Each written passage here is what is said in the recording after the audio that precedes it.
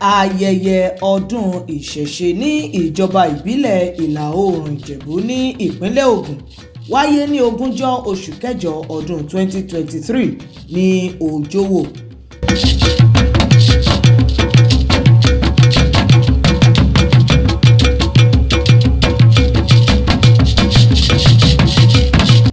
Ayẹyẹ náà bẹ̀rẹ̀ pẹ̀lú ìwọ́de láti agbo Oòduà ní Ìṣàpòdò ní ìlú Ìjẹ̀bú Ifẹ̀.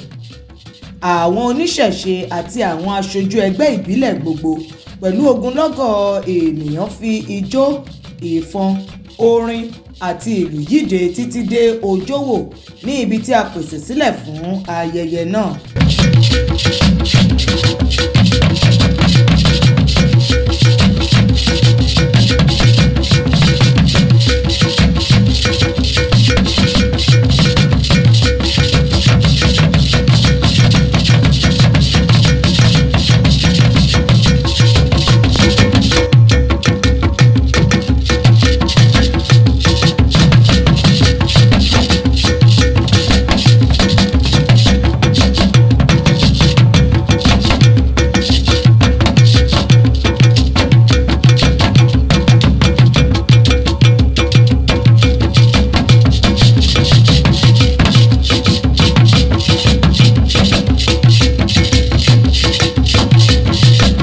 Ìjọ Ọ̀rúnmìlà ló darí ìsìn ráńpẹ́ tí ó bẹ̀rẹ̀ ọdún náà nínú ọgbà KÁSÀ ní OJÓWÒ. Nínú ọ̀rọ̀ ìkíni káàbọ̀ rẹ̀, ẹni ọ̀wọ̀ Wálé Adédayọ̀ tó jẹ́ alága KÁSÀ sọ wípé àṣà, ìṣe àti ẹ̀sìn wa ní ìṣẹ̀ṣe wa. Ó ní kí àwa ọmọ Yorùbá má ṣe ṣe ara wa ní ọmọ àlè tó ń fi ọwọ́ òsì júwe ilé baba tó bí i lọ́mọ. Ó rọ gbogbo ènìyàn láti máa gbé ìṣẹ̀ṣe lárugẹ nínú ohun gbogbo tí wọ́n ń ṣe kó má bàa dì wípé àlejò ló máa tọ́ka orírun wa fún wa ní ọjọ́ iwájú. Ó rọ àwọn òbí láti rí i dájú pé wọ́n fi èdè abínibí wa kọ́ àwọn ọmọ wọn nítorí pé nínú èdè wa ni a ti lè gbin àṣà, ìṣe àti ẹ̀sìn wa sínú àwọn ọmọ wa. Dúdú ni pé ńṣe la sọ ara wa di ẹrú fún àwọn òyìnbó. Ibi nìkan kọ́ làwọn òyìnbó wá. Òyìnbó lọ China, òyìnbó lọ India. Bẹ́ẹ̀ títí di ọ̀la, India wọn ò fi ìṣẹ̀ṣe wọn lẹ̀ o. China wọn ò fi ìṣẹ̀ṣe wọn lẹ̀. Àwọn ń ṣe tí wọ́n lọ. Àwọn anukọ̀rin dáa tẹ́lẹ̀ náà káà fọ́tò òyìnbó rà máa tẹ̀lé. Kan Lárúbáwá náà dèbè ṣáàdá àdèdè tọwọ́ ẹni lẹ̀. Nínú àwọn oníṣẹ̀ṣe tó wà ní ibi àjọ̀dún náà ni a ti rí àwọn eléré ìbílẹ̀.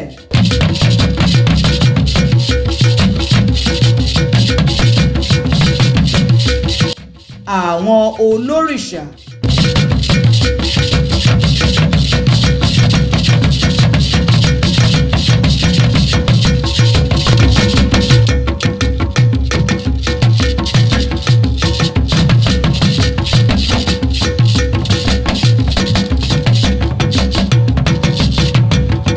Eléwì.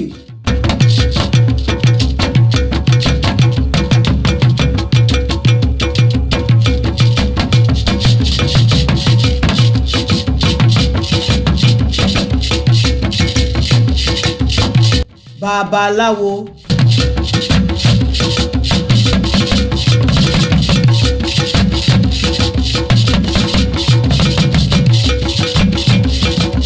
Ẹ̀pà.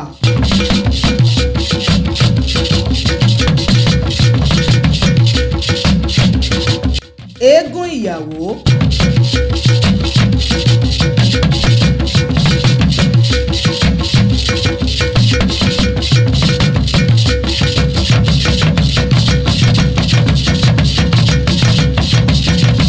Alápẹ̀rẹ̀.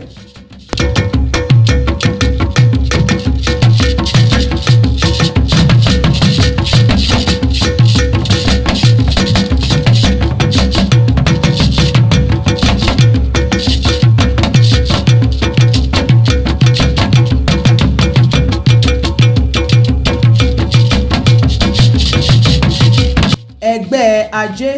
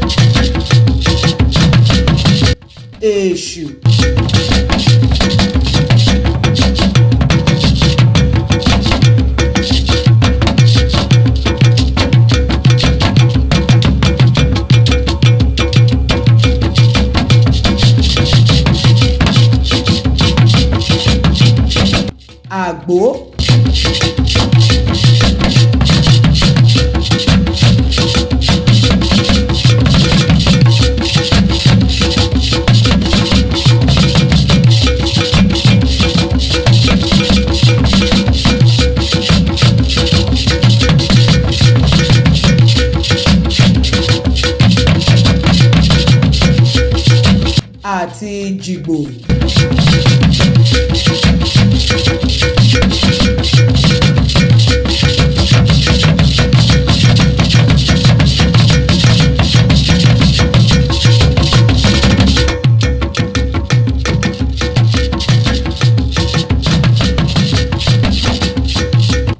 Àwọn àgbàlagbà, ọmọdé, àlejò àti àwọn ènìyàn jàǹkànjàǹkàn tó wà ní ibi ayẹyẹ náà gbé òṣùbàràbàǹdẹ̀ fún alága kánsù ìyẹn ẹni ọ̀wọ̀ Wálé Adédayọ̀ fún akitiyan rẹ̀ láti rí i wípé ìṣẹ̀ṣe kò parun. Ọ̀pọ̀ nínú wọn ló jẹ́rìí sí wípé láti ìgbà tí alága ti gorí àlééfà ìṣàkóso ni ó ti ń kó àwọn oníṣẹ̀ṣe jọ láti jó àti láti yọ̀ ní ọdọọdún. Ọjọ́ keje oṣù kẹta ọdún 2023 ni gómìnà ìpínlẹ̀ Ògùn ọmọọba Dàpọ̀ Abíọ́dún sọ ọ́ di àṣẹ wípé kí a máa ṣe ọdún ìṣẹ̀ṣe ní ìpínlẹ̀ Ògùn ní gbogbo ogúnjọ́ oṣù kẹjọ ọdọọdún tí ìjọba sì máa yọ̀ǹda ọjọ́ náà fún àwọn òṣìṣẹ́ ìjọba láti má wá sí ibi iṣẹ́. Ìṣẹ̀ṣe á gbé gbogbo wa o.